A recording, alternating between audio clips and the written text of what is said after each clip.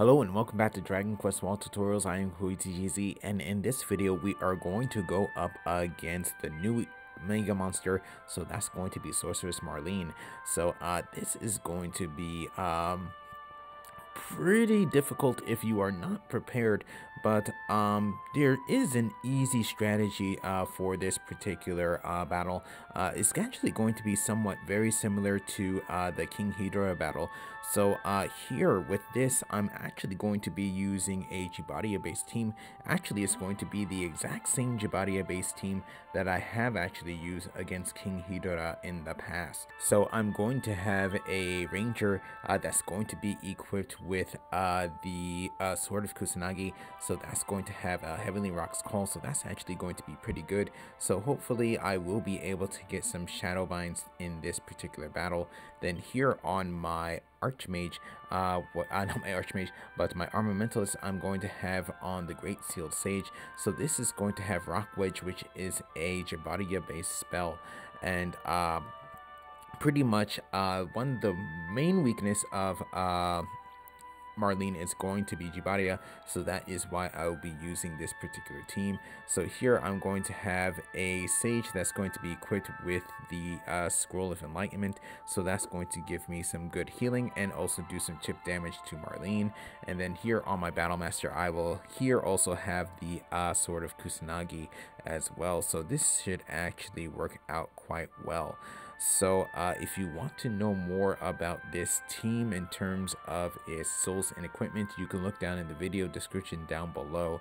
But now I want to actually go over in detail about Marlene and her particular actions. So Sorceress Marlene is going to have around 200,000 HP, 1 to 3 actions per turn. Then main weaknesses are going to be Jibaria, Io, Dane, and Hyato. Also, some other attributes can be used as well. There's pretty much no attribute that she is resistant to. She's actually can be susceptible to almost anything, but most susceptible to Jibaria. Then her main attack is going to be Gigant Hammer, so Gigantic Hammer. So this does around 970 physical damage to all characters. Then she also has another ability, which is going to be Tainai ni Himeta Juryoku o Kaihoshita, which is going to be Hidden Curse Release. This is a buff that increases weapon damage, physical technique damage, spell damage, and spell resistance by 1 rank, but lowers resistances to all attributes by 1 rank. Then she's going to have a Boom Mawashi, which is spin attack, so that does around 370 physical damage to all characters. She's going to have a Minapanima, which inflicts confusion on all characters. Then she's going to have a Homa, which is going to cast sleep on all characters. She also has a Dormorodon, which does dormant spell damage to 1 character, so that's actually going to be quite devastating to whoever gets that on them. Then she's going to have a Tsukitobashi, which is thrust attack, so that does around 370 physical damage to 1 character and has a chance to knock them down. She's also going to have Begiragon, which does around 280 Gira spell damage to all characters. She's going to have a regular attack that does around 440 physical damage to 1 character. She's also going to have Rukanan, which lowers the defenses of all characters by 1 rank. She's going to have a Rariho, which inflicts sleep on 1 character, and she's going to have a Medapani, which inflicts confusion on 1 character. So that's pretty much everything that she has. So a lot of different moves that she can actually use. But here with this strategy, definitely what you want to do here is you want to use protective shield on a couple of the characters.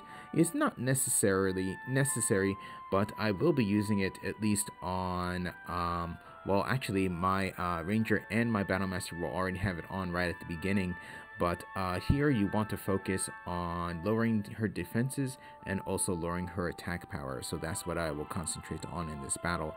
So with that said, here we go.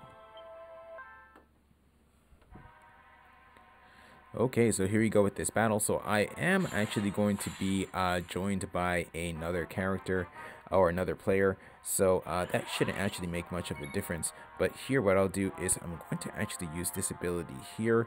So this is going to be increasing my attack power and also recovering some HP, though I don't really need to. Here going to be using Stimmy.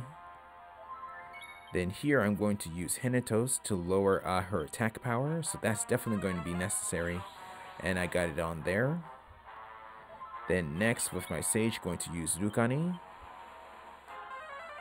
In that case, that's on 2.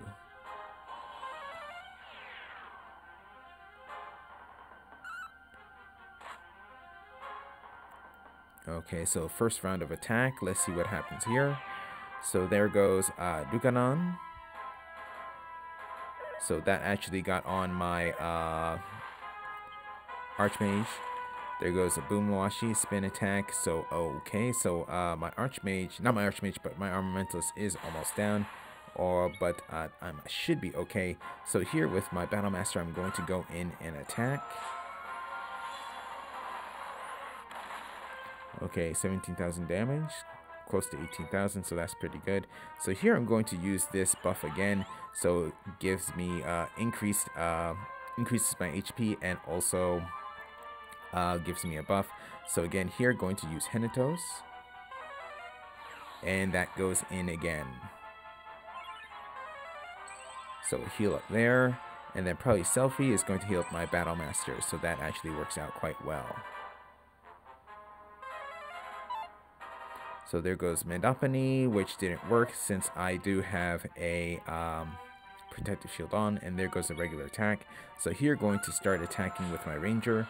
So hopefully here I can get some Shadow Binds. Nothing there. Here comes an attack here. 18,000 damage. Then here what I'll do is I'm going to use Force Burst. So increase my rate of Force Breaks. And okay, so that's actually good. So that protects me against, gives me some protection against spells, which she does use. Regular attack, 2 regular attacks. And then here comes the hidden curse release. So in this case, like before I said, that's going to increase her attack power with both. Okay, there goes a Shadow Bind. So like I said, increases her attack power for weapon and physical technique damage and spells. Then also going to increase her spell resistance. There I got a Force Break, so that actually does help out.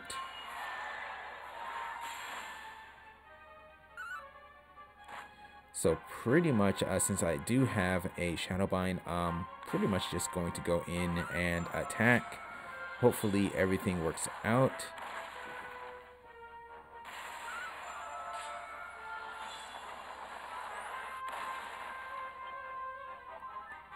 So here what I want to do is actually use Skada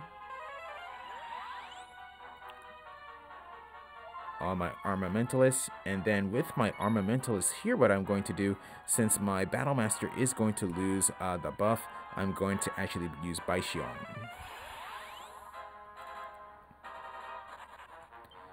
Okay, there goes Seraphie, but it's okay, no problem. And again, using the hidden curse release. So now the buffs have been increased by 2. And then also next round, actually, possibly I could take her out here. Let's see what happens. So here, Heavenly Rock's Call. Oh, ooh, she guarded that. Okay.